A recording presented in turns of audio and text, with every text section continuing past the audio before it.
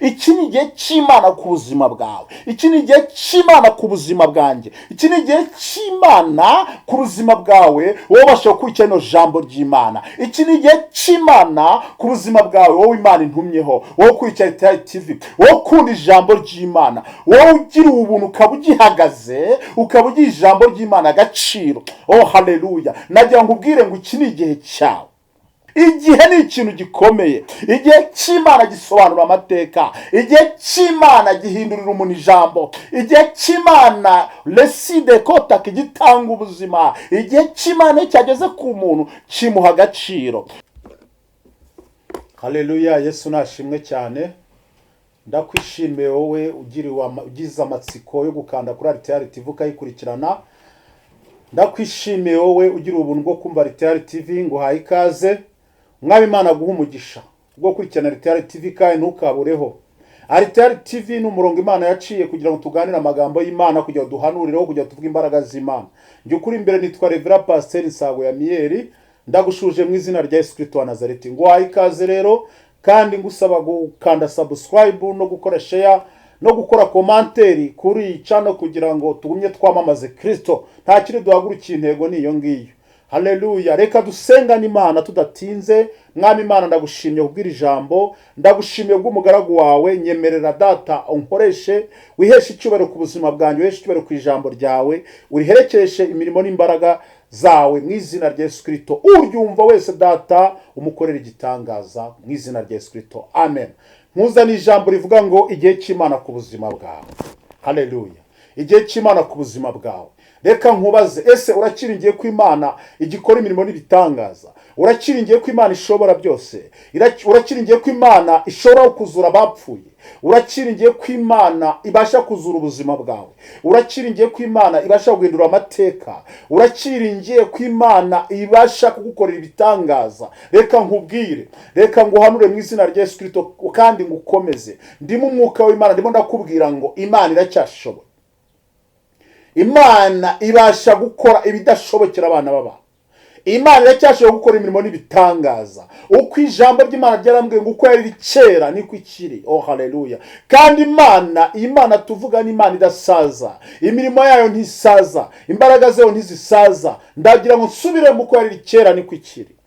Haleluya. Imana yagiye yihesha icyubahiro muri basokuruza bacu babatubanjirije. Iyo tugiye dusoma ijambo ry'Imana tugenda tubona imirimo y'Imana, tugenda tubona gukora kw'Imana, tugenda tubona ibitangaza byinshi. Nakubwiramo bikeya. Hari uburyo Imana yambukije Abisirayeli inyanja itukura. Iyo Mana yabambukije inyanja itukura ibambutsa mu buryo bw'ibitangaza.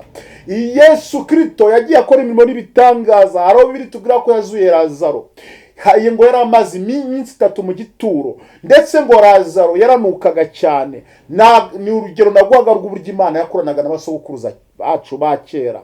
Niko ijambo ry'Imana rigenda ritubwira, kandi iryo jambo ry'Imana niryo twizereyemo. Ndagira ngo ubwire ngo rero uko Imana ya kera, Imana yazuye Lazaro yari amazi iminsi 3 mu gituro, yaraboze, umuryango we waramusezeho. Ndagira ngo ngutangarizeho kuri RTL TV yuko Imana yacu ifite imirimo n'ibitangaza. Ndagira ngo ubwire yuko Imana yampamagaye ikibasha kugukora imirimo n'ibitangaza. Ese ni ibicu ufite byapfuye, byaboze, byanutse, ibyo ni by'Imana ije kugutabarira muri iri jambo. Ibyo ni byije kwesha icyubahiro, ibyo ni byije kwimenyekanishaho muri iri jambo. Haleluya. Reside kotakideko. Mwuka w'Imana hagarare natwe, umwuka w'Imana akore ku buzima bwawe. Ndavuze ngo ibyo ufite byanutse, ibyo ufite byaboze, ibyo ufite bimeze nk'amagufa yakakaye, nibyo Uwiteka Imana aje kwesha icyubahiro. Ijambo ryarambwiye ngo muri Ezekiyeli rirambwira ngo n'amagufa yumye ngo Imana ibasha kongera ikayarema, ikayatera imitsi, ikayatera inyama, akongera kubaho. Iyo ni imwe mu mirimo y'Imana Imana yagiye ikorera abasokuruza bacu. Iyo Mana rero ndagira nkubwire ngo wowe ukurikira RTL TV, wowe nkurikiye mu mbaraga z'Imana yampamagaye, mu mbaraga z'Imana ishobora byose, ndagira ngo nkubwire ngo iyo Mana iracyabasha gukora imirimo n'ibitangaza. Iyo Mana yankorera ikagukora imirimo n'ibitangaza. Iyo Mana yakora mu wundi mwana wayo ukiriho igakora imirimo n'ibitangaza. Iyo Mana yakoresha n'undi utakekaga. Iyo Mana yakoheresha n'undi utaruzi ikagutunguza igitangaza. Haleluya. Reka dusome ijambo ry'Imana dusome imbaraga amano magambo avuga imbaraga z'Imana. Aya magambo yizereremo, aya magambo yizereremo, aya magambo yashikamemo, ayo magambo n'Uwiteka Imana uyambwe ngo nyakubwire, kandi kubw'aya magambo ni wizera urabona igitangaza cy'Imana. Reka dusome, nakubwiye ngo umutwe w'iri jambo ravuga ngo igihe cy'Imana ku buzima bwawe. Ndagira ngo nguhanurire nongere nsubiremo, birashoboka ko nkurikiye igihe cy'Imana ku buzima bwawe kigeze. Birashoboka yuko uraritswe kuri RTL TV hari igihe cy'Imana ku buzima bwawe. Icyo ngusaba iri jambo urigire ryawe. Haleluya. Reka dusome urwa mbere rw'Abami 17, turahera ku murongo wa 19 tugeze ku murongo wa 23. Dusome mu izina rya Yesu Kristo. Eliya aramubwira ati, nk'umwana wawe, nuko amumukura mu gituza, agenda amuteruye, amwurirana mu cyumba cyo hejuru yaracumbitsemo, amurambika ku buriri bwe. Aherako atakambira Uwiteka ati, ayi Uwiteka Mana yanjye, uyu mupfakazi wancumbikiye nawe umuteje ibyago, umwicira umwana. Hari akabazo. 23. Maze yobarara ku mwana gatatu, atakambira Uwiteka ati, ayi Uwiteka Mana yanjye, ndakwinginze. Haleluya. Ubugingo bw'uyu mwana bumusubiremo. Uwiteka yumvira Eliya, ubugingo bw'uwo mwana bumusubiramo, arahembuka. Haleluya. Bibiliya yanjye, Bibiliya yawe utunzi wawe, ijambo ry'Imana, Bibiliya yawe washyize ku musego, Bibiliya yawe utagisoma, lesi deko takideko. Reka nkubwire, iyo Bibiliya wabitse irimo irakubwira ngo igihe cy'Imana ku buzima bwawe. Ukimara kumvira ijambo, ongera usubire muri Bibiliya yawe. Haleluya. Imana irabana nawe. Nkuko ijambo ry'Imana ritubwiye muri urwa mbere rw'Abami 17, uyu mubyeyi yacumbikiye umuntu w'Imana. Uyu mubyeyi yacumbikiye umuntu uri mu mwuka w'Imana. Uyu muntu w'Imana ajya kuhagera ngo umwana w'uyu mubyeyi yari muzima. Uyu muntu w'Imana yageze muri uru rugo nko ijambo ry'Imana ritubwiye. Uyu muntu w'Imana Eliya yakoze urugendo, biba ngombwa yuko acumbika kubwo kuyoborwa n'umwuka w'Imana, kuko Eliya ni umuntu bagamwe n'umwuka w'Imana cyane. Arangije acumbika ku mubyeyi nkuko ijambo ry'Imana ritubwiye. Amaze acumbika kuri uyu mubyeyi ageza kugira ikibazo, arwaza umwana. Amaze kurwaza umwana, aho Eliya yararyamye mu cyumba, uyu mupfakazi yaravuze ati, se ni iki kibaye ko uyu muntu w'Imana ageze mu rugo rwanjye, none umwana wanjye akaba arembye, akagera n'ubwo ava mu mwuka. Oh haleluya. Haleluya. Mupfakazi atangira kwibaza ibintu byinshi. Atangira kwibaza ati, umuntu nacumbikiye hari ashobora kuba arimo amadayimoni. Arashobora kwibaza ati, se uyu muntu nacumbikiye ni umunyamwaku nkuko abanyarwanda bajya bivuga. Mupfakazi arangije yibaza byinshi kuri uyu muntu yacumbikiye. Ariko reka nge mbwire, yari yacumbikiye umuntu w'Imana. Mu yandi magambo yari yacumbikiye Imana. Mu yandi magambo yari yacumbikiye marayika. Oh haleluya. Reka nkubaze, ese uremeranywa n'umwuka w'Imana ko ibitangaza bigikoreka? Uremera ko Imana yampamagaye gikora imirimo n'ibitangaza? Ndahita nguhanure mu izina rya Yesu Kristo. Nje guhamya Imana ya Isiraheli, nje guhamya Imana ya Eliya, nje guhamya Imana yanjye nkubwira ngo iyi Imana iracyakora imirimo n'ibitangaza. Nakubwiye ngo ibyawe niyo byaba byaraboze bimaze imyaka runaka biboze, ibyo ni by'Imana ije kwiheshaho icyubahiro. Najya nkubwire ngo nsubiremo, iki ni igihe cy'Imana ku buzima bwawe. Iki ni igihe cy'Imana ku buzima bwanjye. Iki ni igihe cy'Imana ku buzima bwawe wowe ubasha gukurikira ino jambo ry'Imana. Iki ni igihe cy'Imana ku buzima bwawe wowe Imana intumyeho, wowe ukurikira RTL TV, wowe ukunda ijambo ry'Imana, wowe ugira ubuntu ukaba ugihagaze, ukaba ugira ijambo ry'Imana agaciro. Oh haleluya. Najya nkubwire ngo iki ni igihe cyawe.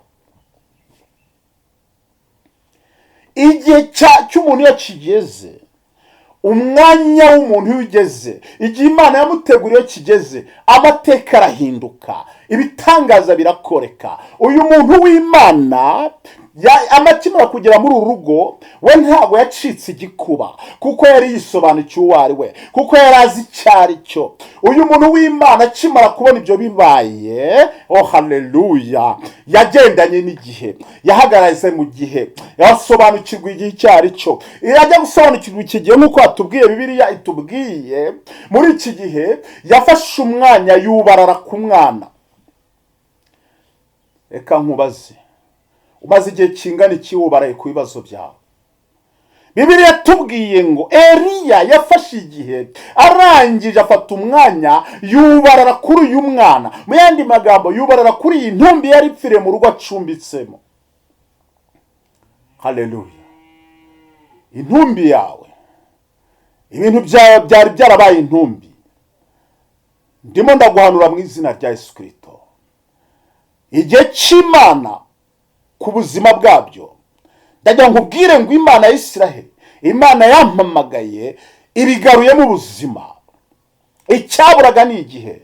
Igihe ikintu cyabura kugira ngo utabarwe ni igihe. Igihe ikintu cyaburaga kugira ngo ugire agaciro ni igihe. Ikintu cyaburaga kugira ngo umenyekane ni igihe. Ikintu cyaburaga kugira ngo usubizwemo imbaraga ni igihe. Ikintu cyaburaga kugira ngo wongere ube agaciro ni igihe. Ikintu cyaburaga kugira ngo wishime ni igihe. Ikintu cyaburaga kugira ngo nawe wongere ugirirwe icyizere ni igihe. Haleluya. Imbaraga z'Imana zibane nawe wowe ukurikiye ino jambo. Igihe ni ikintu gikomeye. Igihe cy'Imana gisobanura amateka. Igihe cy'Imana gihindurira umuntu ijambo. Igihe cy'Imana reside kota gitanga ubuzima. Igihe cy'Imana cyageze ku muntu kimuha agaciro. Uyu Eliya rero yari amaze gusobanukirwa uburyo agomba gukoresha igihe. Inshuro yabanje, inshuro ya mbere yubarara ku mwana. Haleluya. Nakubazaga ngo ibintu byawe byapfuye, ibintu byawe byanutse, ubyubarayeho igihe kingana iki? Ubisengeye igihe kingana iki? Utereye imisozi igihe kingana iki? Wiyirije igihe kingana iki? Utakiye Imana igihe kingana iki? Eliya yarasenze arataka ngo ayi, haleluya. Ese utatse igihe kingana iki? Wubaraye ku gihe kingana iki? Ese ntuciwe intege? Ndagira nkubwire ngo ikimpagurukije ni ukukubwira imbaraga z'Imana. Ndasubiramo iri jambo kukavuga, mpagurukije no kukubwira imbaraga z'Imana. Ubu none yambwiye ngo uko yari kera niko ikiri, kandi uracyafite imbaraga. Uyu Eliya yagendanye n'igihe, yabashije kwisobanukirwa, yubaraye ku ntumbi kuko ijambo ry'Imana ritubwiye inshuro ya mbere. Icyo cyari igihe cya mbere. Arongera yubarara ku ntumbi inshuro ya kabiri. Icyo ni igihe cya kabiri. Niko yavugaga ngo atakiri Uwiteka. Arongera yubarara ku ntumbi inshuro ya gatatu. Icyo ni igihe cya gatatu. Ese wowe ntusenga iminsi ibiri warangiza ukabona Imana itagushubije ugacika intege? Ese ntutereye imisozi kangahe, imisozi ibiri ukumva bivuyemo? Ese ntusenze ukwezi ukaba bivuyemo? Ndagira ngo nkubwire ngo igihe cy'Imana ku buzima bwawe ni iki ngiki. Reside kota kideko. Imbaraga z'Imana ndaguhanure mu izina rya Yesu. Ndakubwiye ngo igihe cy'Imana ku buzima bwawe ni iki ngiki. Igihe cya mbere riyasenga yubarara kuri iyi ntumbi ntabwo byakoretse, nkuko nawe umunsi wa mbere utera umusozi bitakoretse, usenga itatu bitakoretse, usenga itanu bitakoretse. Haleluya. Yarongera yarasenga inshuro ya kabiri, yubarara nkuko ijambo ritubwiye, yubarara inshuro ya kabiri. Haleluya. Arakomeza ntiyacika intege. Haleluya. Eliya arongera ku munsi wa gatatu ahura n'igihe. Umupfakazi nawe abakubitanya n'igihe, umwana warazuka. Haleluya. Ndagira ngo nkubwire ngo nguhanurire ngo wowe ukurikiye Inarityari TV, wowe ukurikiye ijambo ry'Imana, wowe ukurikiye Imana yampamagaye, ndagira ngo nguhanurire nkubwire ngo kubitana n'iki gihe Imana ivuze ku buzima bwawe. Iki gihe giha agaciro. Nongeye mvuge ngo igihe cyawe ni iki ngiki. Reside kota kideko. Igihe cyanjye ni iki nanjye cyo kuguhanurira. Igihe cyanjye ni iki nanjye cyo kukubwira imbaraga z'Imana. Igihe kigeze, igihe cy'Imana kigeze, Eliya arumvirwa ku ijambo ry'Imana ritubwiye. Ngo Eliya arangije yumvirwa n'Imana. Niko ijambo ry'Imana ririmo ritubwira no ku murongo wa 23. Reka tuhasubiremo tuhasome. Ngo Eliya yenda uwo mwana amukura mu cyumba cyo hejuru, aramumanukana amushyira nyina. Eliya aramubwira ati ngo uyu mwana wawe ni muzima. Haleluya. Reka dusimbuke dusome na none 24. ngo uwo mugore abwira Eliya ati noneho menye ko uri umuntu w'Imana koko kandi ko ijambo ry'Uwiteka uvuga ko ari iry'ukuri. Haleluya. Ndagira ngo nkubwire ngo igihe cy'Imana ku buzima bwawe nikigera amateka zisobanura. Eliya bari bamushidikanyijeho, Eliya umupfakazi yari yamushidikanyijeho kubwo ikigeragezo cyateye umupfakazi gushidikanya kuri Eliya. Ariko imbaraga z'Imana zimaze kururuka, igihe kimaze kuzura, Imana yateguye ijambo ry'Imana. Subira gato ryatubwiye yuko Eliya yubara inshuro 3 atakambira Uwiteka avuga ngo ayi, ndagira nkubwire ngo komeza utakambira Uwiteka, komeza uririra Uwiteka, ntukangwe n'ibyo ubona biboze, ntukangwe n'ibyo ubona binuka, ntukangwe n'ibyo umaze mu kigeragezo. Gumya ubwira Uwiteka ngo ayi, igihe cy'Imana nikigera ndakubwiye ngo amateka zisobanura. Haleluya. Eliya kuko igihe cyari kigeze atakambiye Uwiteka inshuro 3, umupfakazi yamaze kubona yuko ari umuntu w'Imana. Arangije aramubwira ngo menye neza yuko uri umuntu w'Imana, kuko igihe kuri Eliya cyari kimaze kwisobanura, kuko igihe kuri Eliya cyari kimaze kwivugira, kuko igihe kuri Eliya cyari kimaze kwigaragara. Reka nkubwire, reka nguhanurire, nyobowe n'umwuka w'Imana.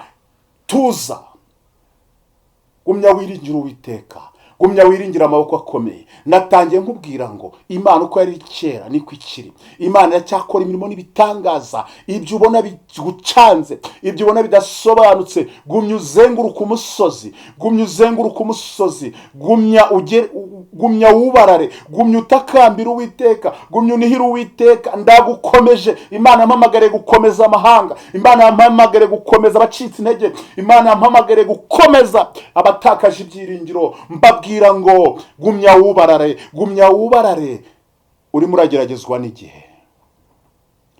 Ndagira ngo nkubwire ngo subiremo, ikiri kukugerageza ni igihe.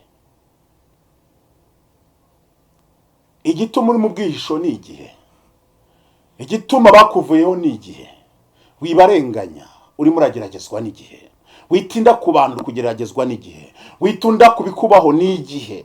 Witinda ku majwi ya nijoro ni igihe, witinda ku magambo wumva ni igihe. Igihe n'Imana nikimara kuzura ku buzima bwawe birisobanura.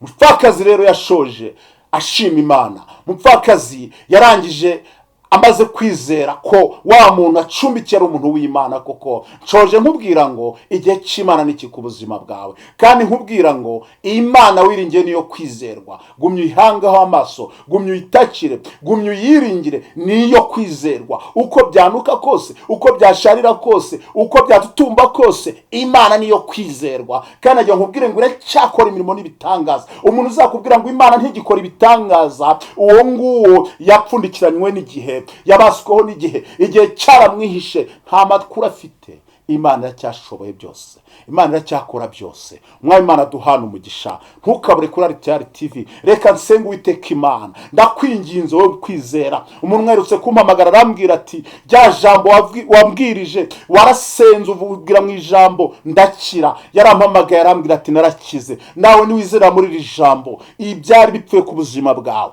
ibigeragezo byose wuraga nabyo, ibyo wabonaga bidasobanuka birasobanuka. Nawe niteguye, niye ntashidikanya yuko nizeye yuko ntuha agaciro no jambo ry'Imana uzampamagara tugashimana Imana.